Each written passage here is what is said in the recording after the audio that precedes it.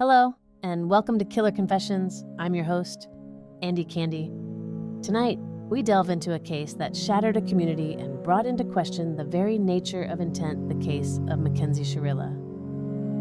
It was a serene summer's evening in 2022, a time typically filled with the promise of new beginnings and the joyous echoes of high school graduation. 3 teenagers, brimming with youthful anticipation, were celebrating at a friend's house, reveling in the freedom that lay before them. Among them was Mackenzie Shirilla, ostensibly the designated driver for the night, with her boyfriend of 3 years, Dominic Russo, and his friend, Davion Flanagan, placing their complete trust in her to ensure their safe journey home. But as the night wore on, a sinister undercurrent began to emerge. What if safe passage was not merely the furthest thing from her mind, but an outcome she actively sought to prevent? Chilling CCTV footage would later expose the grim reality, capturing Mackenzie driving at an astonishing 100 miles per hour down a quiet residential street in Strongsville, Ohio, before deliberately, unequivocally, smashing her vehicle into a building.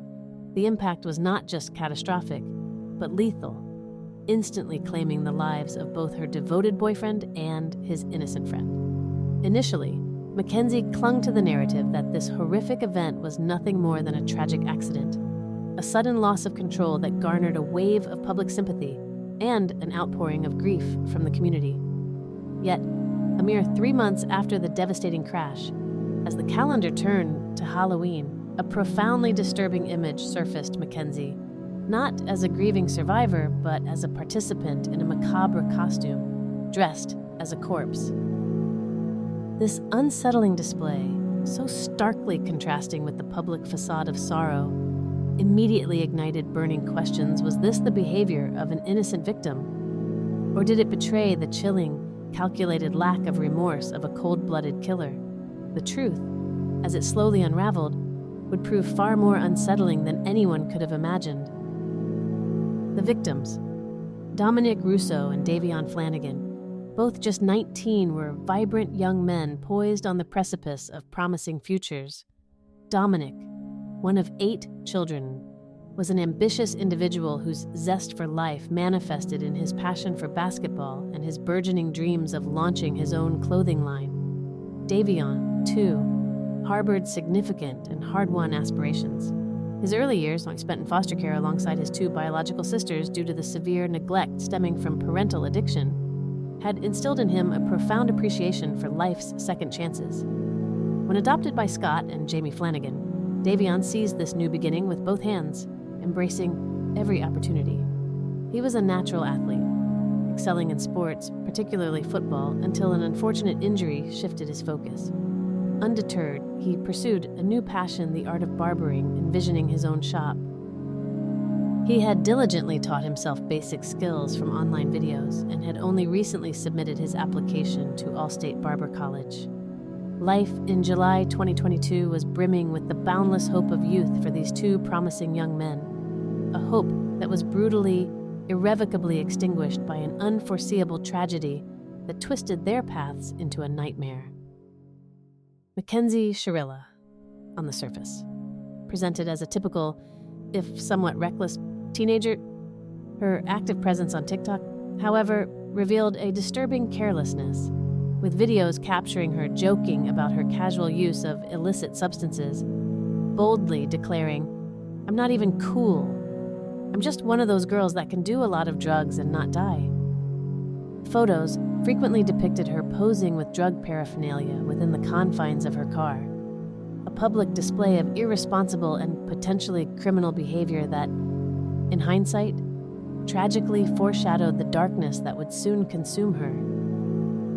Her 3-year relationship with Dominic, which had begun as a whirlwind teen romance, had, by this point, devolved into a deeply toxic and volatile cohabitation. Mackenzie's reputation at school was stained by her role as a bully, someone who took a perverse delight in humiliating others, chillingly. She was known to have once told depressed individuals to fuck themselves, a stark revelation of her profound lack of empathy. This chilling absence of compassion was a potent and early warning sign, hinting at a darker nature beneath the surface. Their fights were not just frequent, but explosively volatile, characterized by Mackenzie's overt narcissistic tendencies and an undeniable impulse to inflict emotional and, at times, physical hurt.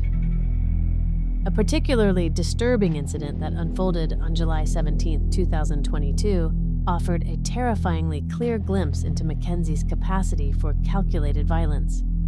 While driving her Toyota Camry on Interstate 71 with Dominic as her passenger, a heated argument escalated dramatically.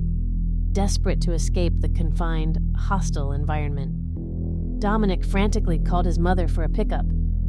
When she was unavailable, he reached out to a friend. It was this friend who, still connected on the phone line, heard Mackenzie declare in a chilling tone, "I'll crash this car right now." The friend, sensing imminent danger, sped to the scene, arriving to find Mackenzie's car ominously stopped by the roadside with Dominic's door ajar. As Dominic sat trapped, Mackenzie relentlessly physically assaulted him with both hands, reportedly reiterating her terrifying threat, "Dominic, I'm going to crash this car."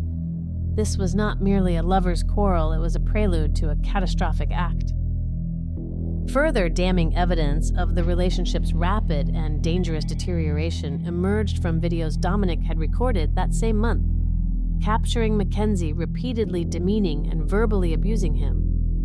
The once shared home had become a source of profound discomfort for Dominic. He no longer felt safe or at ease in her presence. Mackenzie resorted to increasingly aggressive tactics, resorting to threats of vandalizing his car, vowing to key it or break the door handle if he wouldn't let her in. She even imposed a chilling countdown, enforcing a time limit for him to comply with her demands.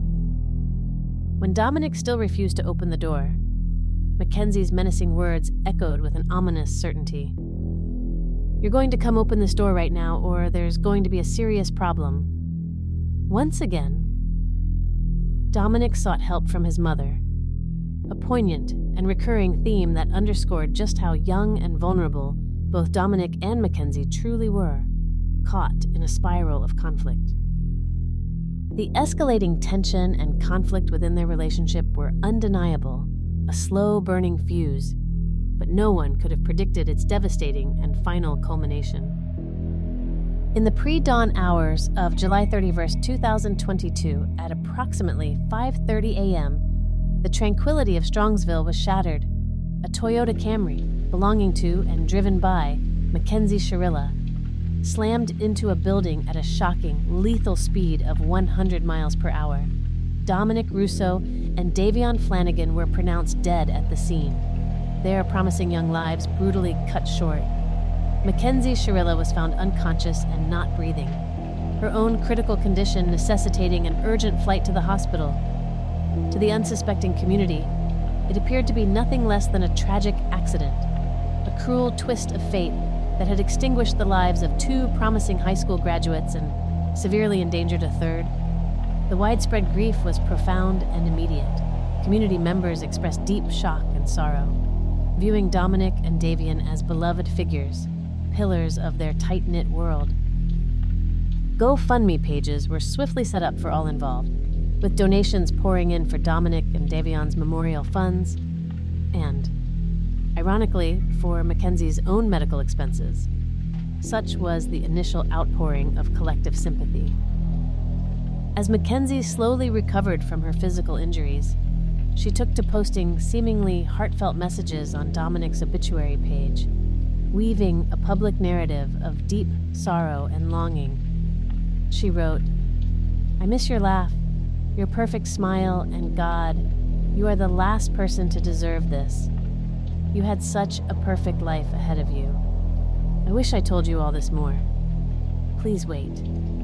Her public grief seemed sincere, evoking profound sympathy for this teenage girl who appeared to be the victim of such a horrific and undeserved accident. But the truth, it turned out, was far more insidious, a chilling betrayal of that public facade. Shortly after the crash, even while Mackenzie was still hospitalized, Strongsville police began receiving alarming emails from the community. These messages revealed that Mackenzie and her mother were actively, even urgently, seeking employment with a Los Angeles modeling agency, Mackenzie herself, in an email to the agency, expressed eager gratitude, stating, "I would love to work with you guys. I've been emailing you guys a lot. Such a great opportunity. Thank you." This brazen pursuit of a modeling career while the lives of Dominic and Davian lay shattered, and while she herself was still recovering, immediately indicated a shocking, unsettling lack of remorse. This theme of indifference continued to emerge. More videos surfaced after her release from the hospital, capturing her attending concerts in a wheelchair, a stark contrast to the severity of the accident and the public mourning. Adding to the growing public outrage, Mackenzie was reportedly seen driving a car again in Strongsville, despite her mother's testimony that she suffered from dizziness due to a medical condition and took salt pills for it. It was her mother, with a cruel twist of fate, who had provided her with the very car that became the instrument of Dominic and Davian's deaths. Then came Halloween, a mere 12 weeks after the devastating crash. Mackenzie, seemingly recovered from her critical injuries, celebrated with friends, all of them dressed in macabre fashion as corpses for trick-or-treating. In a tightly laced corset and heavy, unsettling makeup, Mackenzie was almost unrecognizable, certainly bearing no resemblance to the grieving victim of a horrific auto accident who had lost her boyfriend just 3 months prior. In another costume for the same celebration, she dressed disturbingly as Drank, a popular and dangerous concoction of cough syrup, alcohol, and a soft drink, while her friend humorously dressed as a joint. Together, their costumes appeared to be a chilling celebration of substance abuse and death, terrible and undeniable echoes of her recent trauma. Indeed, police had found evidence of illicit substances inside the crashed car, and Mackenzie's blood test on the very morning of the crash revealed THC levels well above the legal limit. This evidence alone would have been enough to charge her with driving under the influence, potentially reclassifying the traffic accident as merely the consequence of reckless teenage behavior. But just 5 days after Mackenzie's seemingly decadent Halloween outing, the police brought down a thunderous charged double homicide. The tragic event that had torn apart 3 families and profoundly rocked the tight-knit community of Strongsville was now cast in an entirely new, horrifying light. Was it merely a reckless accident or a deliberate, chilling act of murder? Mackenzie's lawyers staunchly contended that she had simply lost control of the car, portraying her as a victim of circumstances beyond her grasp. They suggested that, as a teenager, she might have been easily overwhelmed by a chaotic situation, rendering her unable to stop the car and save her passengers. They pointed to the commonality of reckless driving among young people, attempting to frame Mackenzie as inexperienced and irresponsible, but emphatically not a murderer. Her confessed use of illicit substances was also cited as another contributing factor to the crash, an element that muddied the waters of intent. At this point in the legal proceedings, no one disputed Mackenzie's degree of culpability in the tragic event. During her hospital recovery, doctors noted that she did express feelings of grief, guilt, and shame about the crash, offering a glimpse of seemingly genuine remorse. Regardless of whether she had truly lost control or been in charge, the undeniable fact remained: she had caused the deaths of her boyfriend and his friend, and she was undeniably going to be held legally responsible. Mackenzie herself claimed total amnesia of the crash, a narrative she consistently maintained. She sent a text message to Dominic's mother, stating, "I remember turning onto the street and then my vision fades to black. It really kills me not being able to remember anything." She further elaborated that her therapist attributed this sudden memory loss to trauma, and she was even exploring the possibility of hypnosis to try and retrieve her fractured recollections. The implication, though unstated, was clear and self-serving. If she truly couldn't remember the event, the immense moral burden of her actions could be deflected. It would remain a tragic accident, and she, by extension, would not be a murderer. However, the police and prosecution held a drastically fundamentally different view in their eyes. This was not an accident, but a cold, callously planned double homicide. While Mackenzie, Dominic, and Davion had indeed smoked illicit substances at a friend's house the night before the crash, this recreational drug use was ultimately deemed not to be the core, driving cause of the horrific events that followed. According to the prosecution, Mackenzie had meticulously formulated a chilling plan, and she executed it with ruthless precision. Pivotal to the prosecution's damning case was compelling CCTV footage obtained from a business neighboring the crash site, footage that devastatingly corroborated the car's own recorded data regarding her behavior as a driver. Both meticulous technical analysis of the vehicle's telemetry and the stark, irrefutable evidence of the human eye watching the chilling video demonstrated that, far from being disoriented or out of control due to substance impairment, Mackenzie's actions were entirely deliberate, calculated, and intentional. The first segment of the video, a stark contrast to what was to come, showed Mackenzie making a slow, careful, and even properly signaled right turn from Pearl Road onto Alameda Drive, hardly the chaotic actions of a substance-crazed, reckless teenager. But in the very next piece of footage, an agonizingly short span of time later, everything changed with terrifying speed. The early morning darkness was abruptly shattered as the car tore across the camera's view, accelerating with incredible force, and slammed into the building, a violent explosion of metal and concrete.